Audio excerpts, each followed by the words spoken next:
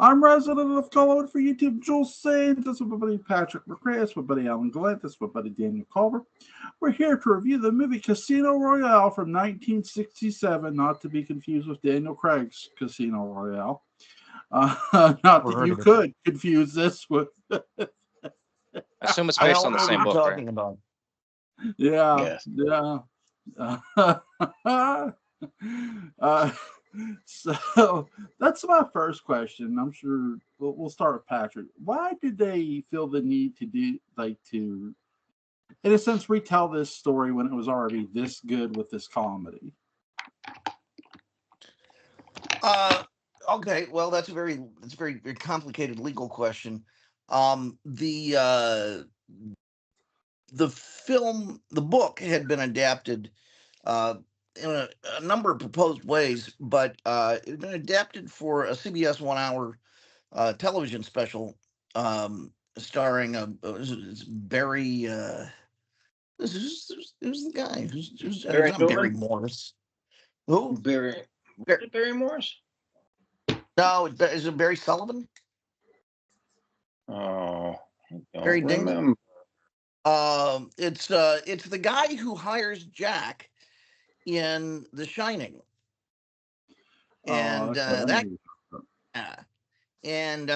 there's just no way to make it economically feasible, he said. And it had been purchased. I think maybe Charlie Feldman produced that, and it existed outside. That was a live. Yeah. Yeah, it was a live thing. It had Peter Lorre as Vesper Lind or as Le Chiffre, one or the other, and it was an American. Who? Barry Nelson. Barry Nelson, yeah. But it was an American Jimmy Bond. It was a CIA agent, I think. And it was a 1 hour deal. And, that was all good and well, but it existed outside the package of books that was available for Dan Jack Productions to buy. Yeah. So it sort of existed outside. And see, Fleming sort of got into trouble, not really with that. So he sold it to CBS and thus Columbia, and that's how the movie got made by Columbia. They also got into trouble, the Broccolis and Fleming, because Fleming had gotten together with a guy named Kevin McClory and wrote a Bond screenplay before any of the Bond movies were made, called something like West Point 28 Degrees or something like that. But it would eventually become Thunderball. And when Fleming, who I guess was thin on ideas at the time, saw the screenplay lying around, he decided he was going to make it into a novel, Thunderball. Well, McClory reads it, and he sees it has all sorts of passages from his screenplay that he wrote. And so he goes nuts and sues them. It gets thrown out of court, but some little door for an appeal or something like that was open, and McClory took it and eventually got the rights. So the rights to this stuff existed all over the place for a long time. And that's how Charlie Feldman was able to make this movie. It's how McClory was able to McClory bullied his way into being an associate producer on Thunderball. That was the easiest way for Dan Jack Productions to take care of it. And then McClory remade it in 1983 as Never Say Never Again. And he was going to do it again with film. Yeah, he was going to do it again with Timothy Dalton. It was going to be called Warhead 2000. And they had some really wild ideas, but it always had to be the same story. And that's why it was a big deal when Spectre was made, because Spectre was part of the McClory rights package. And that's why after a certain point, you never hear about Spectre at all, or Blofeld or any of that. And so it's a very, very, very weird legal thing. And, we're in the year 1967. So the film that was made just before this, the actual Bond film made just before this, was Thunderball, where there were 24-hour screenings. There were lines around the block in New York several times. The lines that were so long and so slow, they had to put up booths where you could go in and watch the trailer to the movie. just to keep yourself entertained. And despite the fact it's hardly the best Bond film, boy, it made a lot of money. And so there was Bond Mania was big enough at the time. I mean, it was even bigger than it was. How do I put this? It was bigger than Cantinflas. And so in Mexico, that's saying something. Yeah. Or Canada. She was big in Canada. Yeah. So Feldman thought I'm crazy not to make this movie. And there were times he wanted to make it seriously and sort of would, start out on that foot. But I think in kind of the thinking behind the Dark Shadows movie of 2012, he's just like, there's so much Bond stuff. How do I make this unique? How do I make it stand out? I'll make it a parody. But unlike the Bond films, unlike the Dark Shadows movie, this is actually good. Yeah, it's a very good movie. Yeah, there was a ton of stuff that wasn't even related directly to Bond, but was inspired by Bond. I mean, you had Get Smart. Oh boy. You had Wild Wild West. You had Mission Impossible, Mission Honeywell, Impossible. I Spy. You had Man from U.N.C.L.E. Yeah. I mean, it was just loaded. The airways were loaded with spy stuff, and it was all because of Bond. Yeah, it was all because of 007 stuff.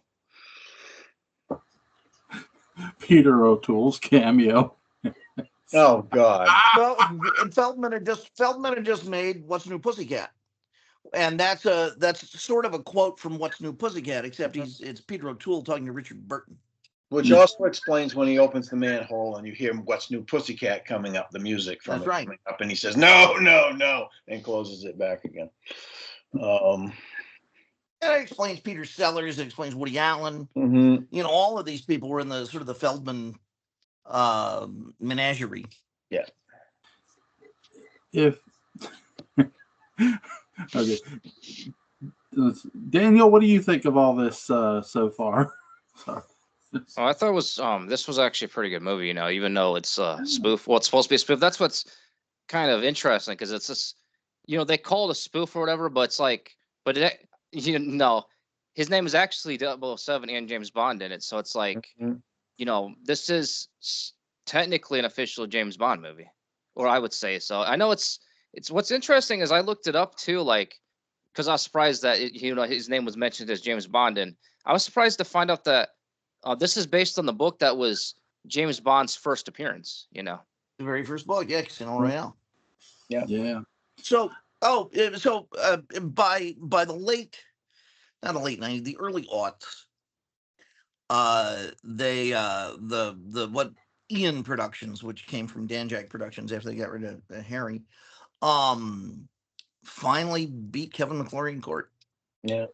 And they had enough money to just keep taking him back and taking him back and taking him. And McClory's this elderly Scotsman, and he's fine, take it, because he was too old to really be making another Bond movie. And I don't think his kids probably treasured the idea of being subjected to annual lawsuits by Michael Wilson. So yeah, he got his mileage out of it. Even he did. And so they were despite the fact that Die Another Day, which up until a certain point was the worst Bond movie ever made, was a huge hit. I guess that was for the 40th anniversary, I think. 40th, 45th. Despite the fact that Die Another Day was a huge hit, Pierce Brosnan was wildly successful and was hardly old.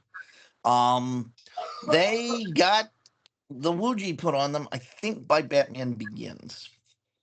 And so that really, really, really stunk up the joint, even though it's a movie I love, with the idea of let's make them all younger. Which explains the Star Trek 05 or Star Trek 09 and so much other stuff. Trendy. And so they decided, it's hard to believe because Daniel Craig, aged faster, than a Britney Spears single, but and would be an almost elderly looking and acting Bond by his last movie. That's because he did all of his own stunts throughout the did entire. all of his own stunts and hated doing it. You know, I think Daniel Craig, when he signed on, I think was hoping to do something a lot more Roger Moore like. Mhm. Which, if you see, Glass Onion and the other thing, Knives Out, you can tell is really Right. his comedy's his forte. Yeah. He's a wonderful comedian, and to his shock and horror, He became he's having popular doing this other brooding guy. Yeah. and they want him to train relentlessly. I Mhm. mean, just a mind-boggling amount of training to keep him contemporary. So, but they were gonna, redo everything and start the continuity over again, which was the first time that continuity really had been started over on something that had so much continuity behind it. We're not really supposed to expect that the Pierce Brosnan Bond is the same Bond as was running around in the 60s, Mhm. but it's pretty close. Right. Yeah. So, yeah, I mean, it's sort of a mess. Well, I think But too. there you go. I blame the studio for Die Another Day. I like the movie for the beginning of the movie especially because it showed that Pierce Brosnan it looked like they were taking James Bond down a darker road, which is fine. You can do that, but Pierce Brosnan that should not have been Pierce Brosnan's last Bond performance, and I believe Of course it not. was. He should have been doing James Bond's after that. We should not have gotten you know who, but because there was a plot in the movie where they had this laser aimed at Spectre, then it wasn't aimed at it. It's like, okay, that's interesting. You have a laser aimed at Spectre. Do it. Really. Something. Yeah. Well, I mean, the thing with Die Another Day is that I can take a space laser, I can take an invisible car, I can take a guy with diamonds in his face, I can take an ice hotel, I can take a machine that changes people's faces around, but don't give them all to me in one movie. Yeah. I mean, I like excess. I mean, I'm Yeah. here to praise Casino Royale 67, and I still think that's too much. Yeah. Yeah, that's understandable. I don't Yeah, know. at least- For me, I can never get enough of 60s aesthetic, which this movie is about as much as it is about spoofing James Bond. It's about, Unbelievable. it's about this saturated color and these wild sets and these crazy costumes and misogynistic praise of women and all this other stuff that was what it was in the 60s. I recognize some. I mean, I'm able to apply some presentism to it, but I don't apply it liberally. I look at it and say, "Oh yeah, we couldn't do that right now, but wasn't it cool in 1967?" It was. Yeah. I mean, this is like Oleg Cassini, had sex with the Playboy philosophy, and Yeah. out popped Casino Royale 67. It's just insane. I mean, several of the sets are just absolutely breathtakingly excessive. I mean, it's so cool. And everybody is sort of on their own make, so to speak. Vesper is not to be trusted. None of the Bonds are to be trusted for various reasons, either incompetence. They gotta hire these guys to save the world. Yeah. And even it's 5 different directors, actually 6. Billy Wilder directed a little of the movie. Oh my God. Yeah. Yeah, I think he might have directed some of the sequences with Orson Welles.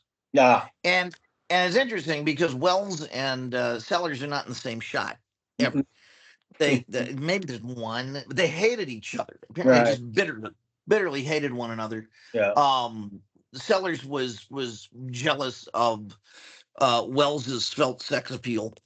Yeah. And so there we go, right there with that. Yeah. And I think probably Wells was sleeping with Fred Eklund. Jealous of is the fact that he hadn't had 8 heart attacks yet, in spite of his corpulence. Who, Orson Welles? Yes, because at this they only made him stronger. Yeah, really. At this point, Peter Sellers had 8 heart attacks. I think by the time this movie was done, he had 8 heart attacks all at once. As a matter of fact, it was one of the bizarre things. Yeah, this was at a period of Sellers didn't want to be funny in this movie. which is one of the reasons why he's kind of understated performance of his. And I like that. I Yeah, like really his do. performance I in have this no film. problem with it whatsoever. I think he's a genius actor. I mean, I just do. I don't think it has any, he doesn't have to be funny to be a genius actor.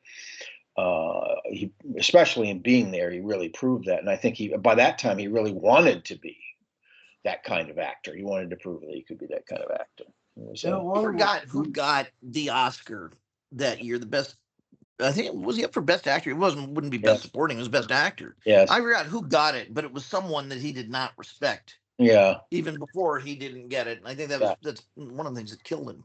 Yeah. Yeah. He had an adverse reaction to a lot of things, and that was definitely probably the ultimate one to have a bad reaction to. He was not an emotionally stable person anyway, so he didn't take rejection well. I mean, as much as I've read about him and have seen and it's been documented about him, he practically gave up on every project that he ever did, except Being There, because he committed to that so many years before he actually got a chance to do it. Buying the book and doing all of the things, and then trying to get the money together for it and all this other stuff, which he finally managed to do. But yeah, I mean, there were a lot of the films that he did, he refused to back after they were in the can. It's just like, don't call me. I'm not having anything to do with it. An interesting, just a tortured soul, really, in a lot of ways, and of course, torturing other people at the same time. But he is brilliant in this. He is understated in this, and there's a lot of crazier stuff going on around him than what he's doing in some cases, which I find interesting and somewhat delicious. I love Ursula Andress' Des Berlin. I think she's appropriately, just fatale in it. Mm-hmm. Yeah. Paul Scofield would win Best Actor for 1967. A Man for All Seasons. Well, yeah, Sellers wasn't up for no. This would have been 82, a best actor for this. It would have been 81 or 82. This was Being There, which 80 or 79 or 80. Okay, sorry. But yeah, let's see, 1980. Sorry.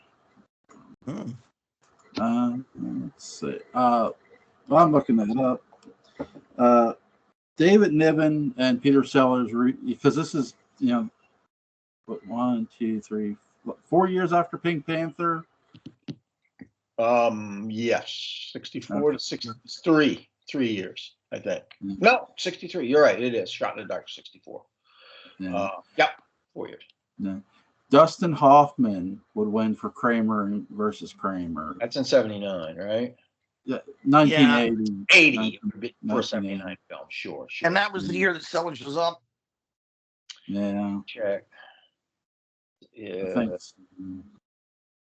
Yeah, nominees Peter Sellers being. So. Yep. It was.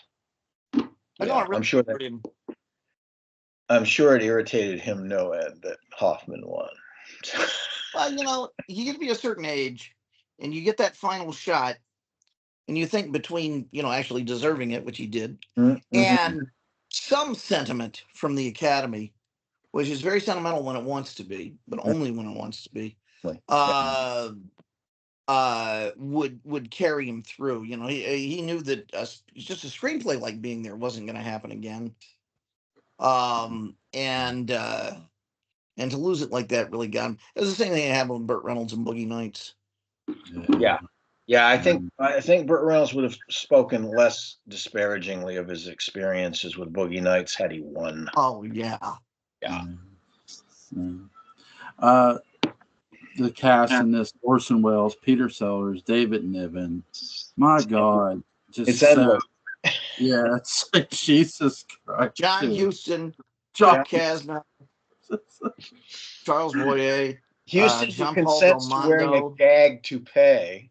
The toupee's amazing. Jeffrey Carr. You've got to resist women. It's like, Yeah. Ah! They have the whole That's thing the where, easy way they could have hired someone to do that. yeah, You know, it never occurs to them. Doesn't No. even come up in the Casino Royale universe. no. Oh, they did a lot of fun stuff in this movie too. They did a lot of traveling around in this movie. They had some great looking places in this movie. Oh, it's a visual feast. Yeah, I mean, it's all about fun. Yeah, That's and true. and it's all about. I love the different style of set. We do get some sets in this film too, which are really nice. You do get some sets. I mean, it's awesome, and the fact that when Nevin gets to headquarters, and he's like, you know how many women tried to like get me before I came here. It's like Yeah. Trying to corrupt him and all of this sort of thing. he gets. I had not seen this movie long enough so that I had forgotten the role that Deborah Carr plays in it. I had really kind of gapped that out, and she's amazing. She's great. She's great. She's great. She's having a lot of fun. I mean, everybody is. But and I think maybe with that many different directors, there wasn't time for a director to get in and interfere with anything. Yeah. So the actors got to make hay on their own. Yeah, they were just doing shift work. They were in and out. Could you imagine if Blake Edwards would have directed this? Well, then it would have had the curse of consistency. Yeah.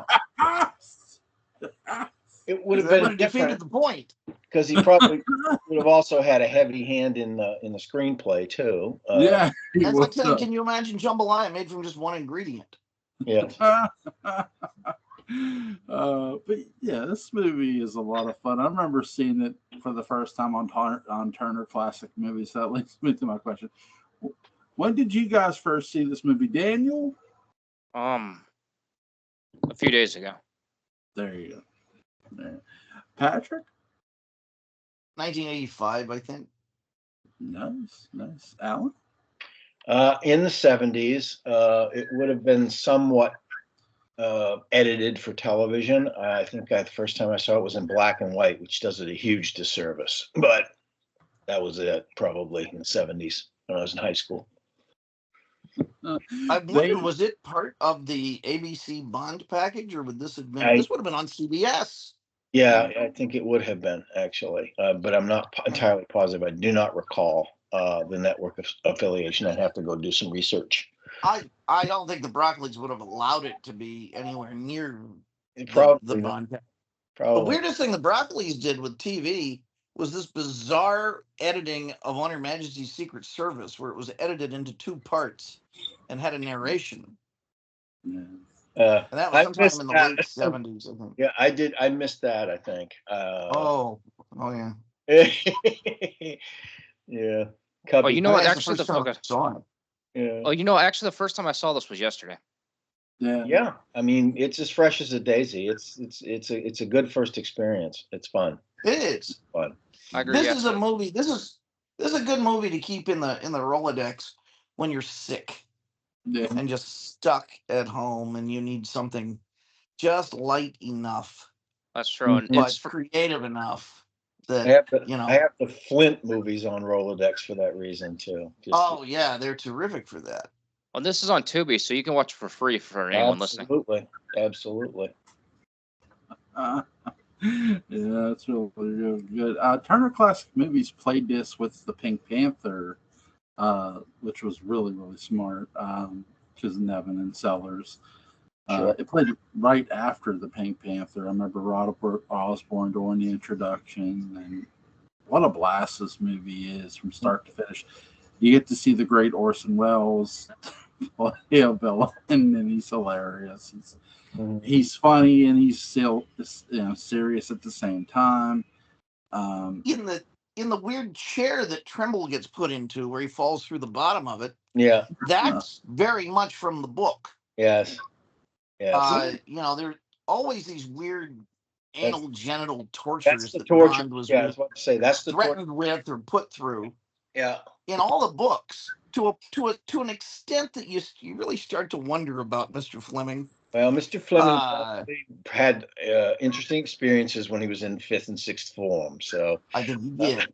I think he did. If you go back and read From Russia with Love, Bond, towards the beginning of the book, once it gets through the all Red Grant chapters and stuff like that, Bond is kind of wandering around MI6, wringing his hands, obsessed with the idea that they're being infiltrated by homosexuals.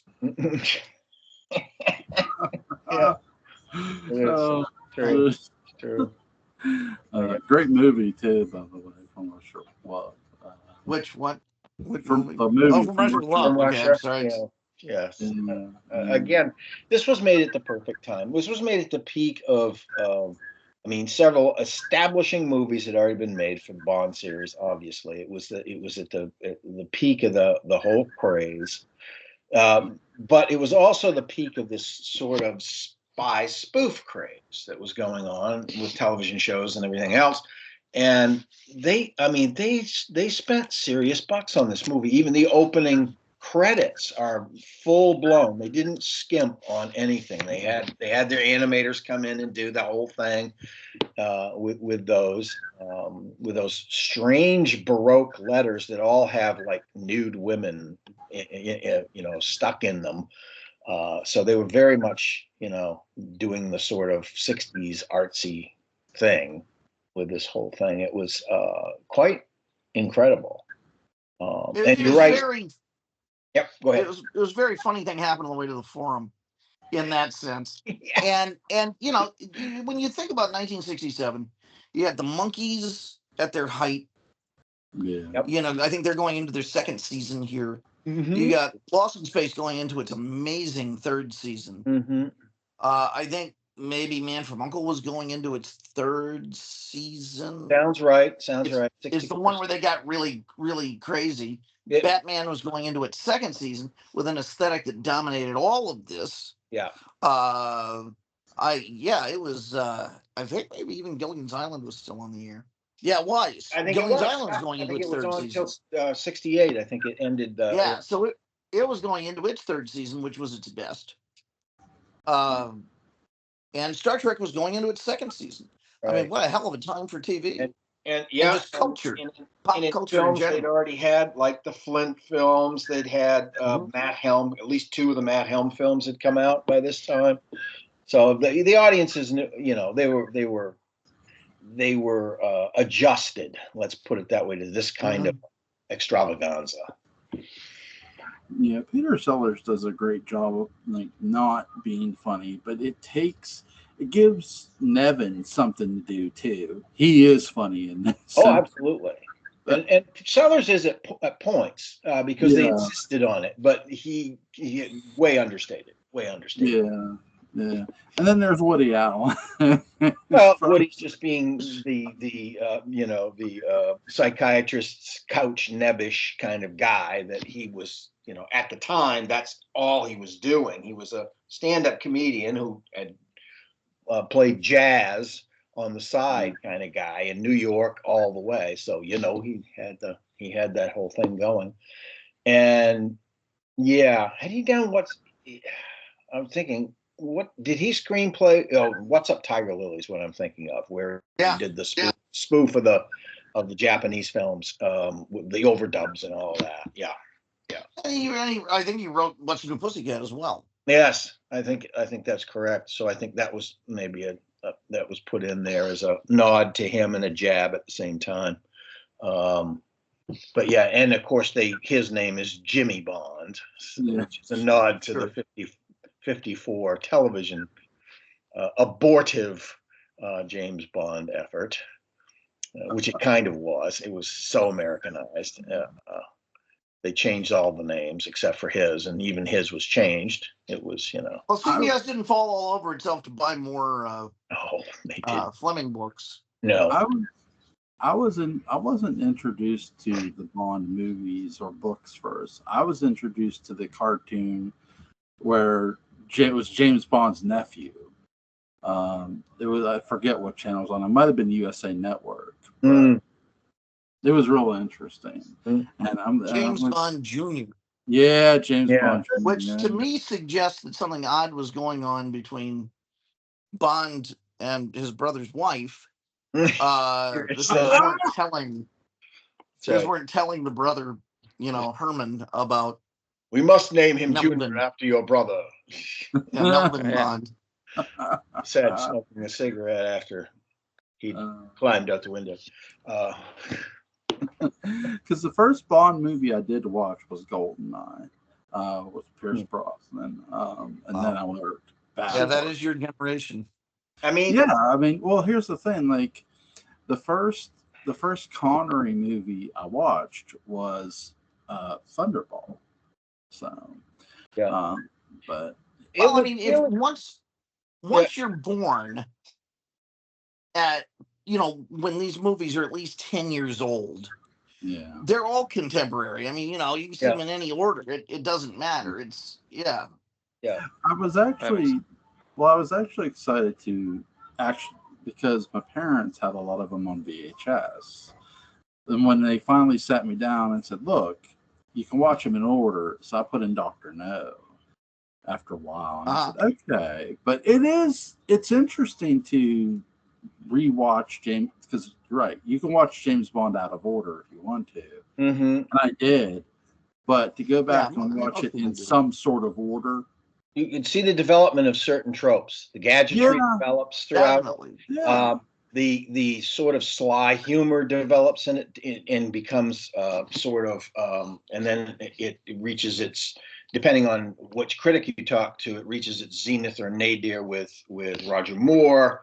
And then Timothy Dalton is sort of a response to that, where it goes darker again. And of course, Brosnan sort of continues that in some ways, although they never get rid of the urbane quips and the little one-liners and so on, because those are precious. I mean, I don't mean that in a bad way. They're precious. Did you guys ever play the 007 games? Yeah. Yeah, GoldenEye's pretty good. You guys know about the thing with the different bonds that they were going to do on there? No, were they going to try to hide? I heard about this, but what was it? Oh yeah, see, they were going to actually have every James Bond as an option to, as a playable option, but the problem is they couldn't get the rights to Sean Connery's image, so they scrapped that idea. Yeah. Cranky Sean. Man, that's the worst day for George Lazenby, I'll tell you that. I wonder why they didn't just do it anyway. Just use the other ones instead of. I know everyone would want to be Sean, but still, I think a lot of people would have wanted to have been Sean at some point, so that would probably have been a disappointment to the buying public. The World Is Not Enough is a great Bond game if you play it. Is it? Yes. Yeah. Perfect Dark is a good game too, made by the same people as. Yeah. Oh, sorry to interrupt you, but yeah, Perfect Dark's made by the same people as GoldenEye. So if you haven't played that, that's a good one too. When I was a kid, of course, they didn't have video games until I was a young adult, but widely available anyway. But when I was a kid, there was so much stuff attached to the 007 image. They even had men's cologne and shaving cream called 007. 007. That doesn't sound as weird as it should, It is. The commercials were very. You couldn't do them today because it ends with this British guy doing the voiceover saying, "Yes, 007 aftershave and shaving cream. It kills women." It's like, okay. Hi, I'm Ted Bundy for 007. Yeah, really. Seriously. There was they had a similar ad campaign. I think it was the same company. Did in the mid 70s did Think Young, which was a Burt Young inspired series of colognes and deodorants and aftershaves that apparently made you smell just like Burt Young looks. Yes. Like the inside of a smokehouse. Yeah. I would say that, but I know John Carlin wore it. Yes. Well, who's working on a Bond game now, don't you? Is the people who make Hitman, which Hitman is just basically a Bond game itself too. That's true. Well, there's a Bond game that came out for at least maybe iOS and Android a year or two ago. I forgot what it was called. I think Cypher. James Bond Cypher. Yeah. So here's a question for you guys about this movie. What's your favorite scene? There's so many scenes, but what's some of your favorite scenes? Well, I mean, the first reel is really solid. Just as a movie, it hangs together very well. I think the last reel, just as the epic fight and everything else in the base hangs together really well. And then I like all the reels in between. Yeah. So that's my favorite scene. Alan? I like really kind of like the development of the Bond Vesper Lynn thing with Sellers. Because he is so sort of, he's balanced differently, and his performance is informed differently. And it's informed differently, even that he wanted to do it, but he still did it, and he still pulls it off. But also, it's like, this is a film. Ursula Andress is no great actress. She's no Meryl Streep, but she gets a chance to do things in this movie. Whereas in some of the other movies she's done, she's just being paraded around. Now, she gets paraded around some in this movie too, but there's other things going on. She gets to do stuff and be multidimensional in the way that she's doing it. She is a double agent, after all. I also get a kick out of the relationship between Niven and his daughter, which starts out really weird. It's really kind of almost like, is incest going to happen here? And then it breaks. Well, there's a lot of incest in this movie. There's a lot of implied incest in this movie. Wow. Daniel, what's some of your favorite scenes, man? Oh, one I would say is really good is the opening credits, because and that's not a diss. Mm-hmm. It was pretty well made, Very cool. But yeah, I would say my favorite would be I'd say my favorite though is when also I kind of liked the last scene where there's an explosion and then all of a sudden they're angels, because I wasn't expecting that, Yeah. Well, they're angels for a while. Yeah. And then we go to hell. Some of them ended up slipping the other way. Yes. That's true. That's something I wasn't expecting, especially in a 007 movie, I think they decided, all things being equal, this is a good way to end this movie, and they were. I think they were. Yeah. For those who haven't seen this movie, watch the credits. The opening credits. They're really good. Like, I'm not trying to sound like, I'm not trying to overhype them. They really are that good. No, they're really great. I think the end is a way of sort of ameliorating the impact of Vesper just cutting down Peter Sellers' James Bond. I mean, she literally just cuts him down after all that he's gone through with all of these weird things that Le Chiffre has put him through, and it seems to be an amelioration for that. Okay, everybody's going to Broadway heaven. At least I could see that. So is it I haven't watched the movies in a while than this one, but is it canon that there's more than one 007? No. There's nothing canon in this. Okay, I was just wondering, because I know there's a theory that. Okay. Yeah, it's a complete what you would call a confection of the screenwriters. Yeah, definitely. Daniel, I know the theory you're talking about, where 007 and even the name James Bond is kind of a rank that you receive, that it's like the Phantom. But all you have to do is think about the fact he's supposed to be a secret agent, and the last thing a secret agent wants is for his name to be a trademark. Yes, that's true. This isn't Batman. No, he's not out to scare criminals. He's there to keep a low profile.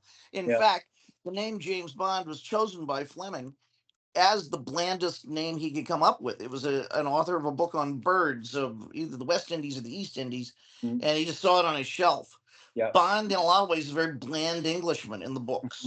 His favorite food is not something exotic; it's scrambled eggs. Oh wow! Yeah. Is this is this movie where that theory originates from, or do you not know? I think probably, yeah. Someone took the theory and decided to try and take it seriously, but it's such a boneheaded idea when you think about what Bond's job is. He's not a superhero. Right. He's a secret agent. Also, Okay. it's not even at play at all in the books either. The books are just a series featuring the same guy. So Yeah.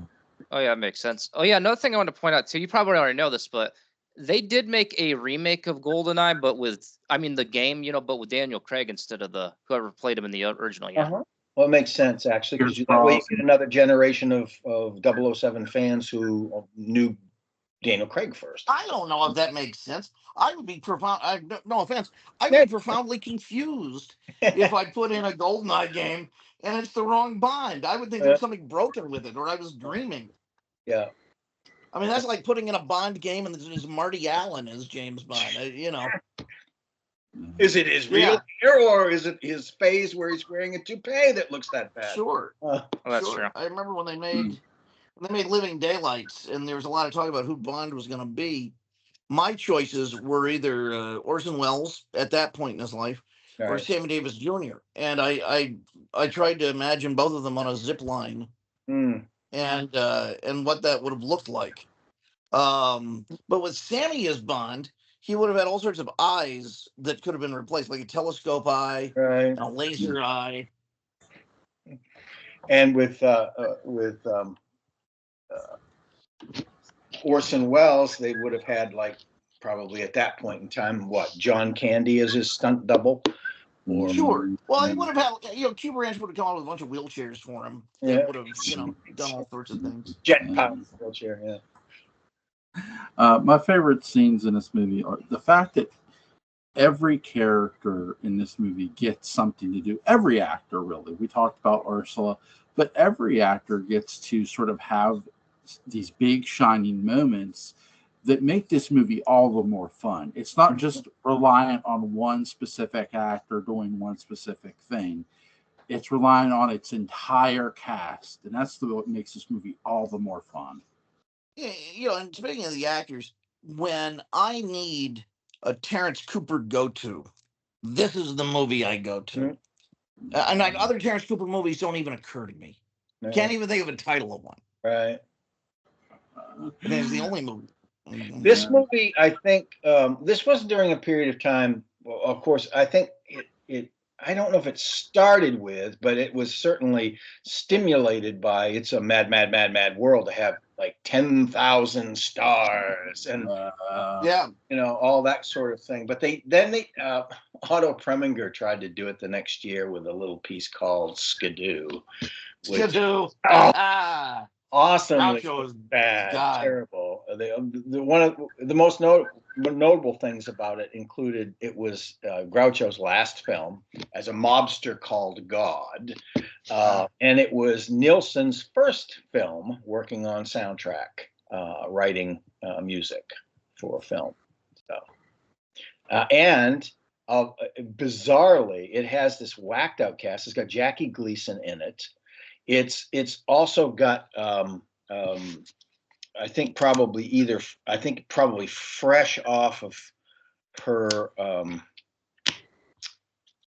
she was in a film just before this one, but she's known for Hello Dolly. She's a Broadway star. Barbra Streisand? No, stage version. Oh Christ, I can't. Carol Channing? Yes, Carol Channing is in Skidoo, and I think she has a couple of scenes. Is she not in another film? I think the year before, '67, which would have been this year, the film that this came out. I want to say The Boyfriend, but no, that's not it. It's something else. Millie. Thoroughly modern Millie. Thoroughly modern. Raspberries. Yeah. I think I'm trying. My mind might be wrong on that. Anyway, I thought she had a supporting role in that as well. But anyway, Carol Channing of all people she never really translated to film that well. Anyway, she's a stage persona more than anything else. So, I mean, her wide-eyed affect, which she didn't always have. She got that with like Lorelei or something, and she got those big eyes, and she became known for popping her eyes. And basically, I think had them frozen open because I never saw her after the mid '60s without that look. You look at some of her earlier stuff, and she doesn't have that look at all. Chin repeatedly being shown in her backside. I saw Carol Channing in Hello Dolly. Yeah. On like tour, in the 80s. That would have been like the fourth revival with her or something. The third. I think, and she was in her 80s, so that worked out. She was definitely in her 60s in the 80s. Oh yeah. Yeah, definitely. But she also did Lorelei. That was her other signature piece. It was a musical called Lorelei. There was no Lulu. No. It wasn't. That was a musical. Mm-hmm. What do you guys give this scale 1 to 10? Oh, I give it a 10. Oh God, yes. Let's say it out of 10. Yeah. It's so much fun in a lot of different levels, and the further away you get from its date of manufacture, so to speak, the more fun it becomes. It's incredible. It's a lot of fun. It is a period piece in a lot of ways, but it's timeless in a lot of ways too. It's a real homage. What do you guys want tomorrow? Anything? I have a thought. Okay. Our man Flint. Yeah. Yes. No problem. And then we do In Like Flint. We do these kind of a trilogy. Yeah. Was that streaming anywhere? I'm sure it is. I think it might be even on Tubi. Jewel, you are not a pleasure unit. No. You are not a pleasure unit. Oh yeah. Again, another thing about the theory we were talking about earlier, where they're, like James Bond supposedly a rank and all that. See, another thing that makes that kind of dumb a little bit is one of the bases behind it is it's played by different actors. Yeah. Sure. I mean, that's the easiest explanation of all. Oh yeah, it's true. But see, that's the thing. The different actor doesn't mean anything because yes, they're different. Like you're mentioning that there's different timelines, sort of. Well, they're at least, I would say they're 2.5, because the Dalton or the Brosnan timeline. Yeah. He was aged at least 10, 20 years. Or he de-aged by that. So, I think he was born in 1970, which was actually much younger than Pierce Brosnan. Yes. But no, he was born in 1960. That Bond was born in 1960, whereas the other Bond was born mid to late 30s, mid 1930s, early 1930s, I think. Yeah. Oh yeah. Yeah, I still don't buy it. Though. When I first heard about it, I even asked one of my other online friends that's like a fan of 007. He said he doesn't believe it, either. It's really that's almost auto-recursive fan service. That's just sort of going into a weird feedback loop. And I think, again, when you look at Honor Her Majesty's Secret Service, I honestly think they're just having fun with this movie here a bit too. When he mentions, I wonder if the other fella had this kind of trouble. It's fun in a way when he says it. It is. I mean, that makes sense. Yeah. This never happened to the other fella. Yeah. It makes sense when you've watched this movie. It's like, okay, you get the little joke within the film. So, yes. And they get it out the way. So yeah, there's a little feedback. Yeah. Great film, by the way, On Her Majesty's Secret Service. Oh, it's a wonderful movie. I love that movie. Yeah. I really wish this would have been. I don't know how I would have worked it in, and I would have been raked over the coals, but that's fine. I would have had Chris Pine at some point say, "This never happened to the other fella."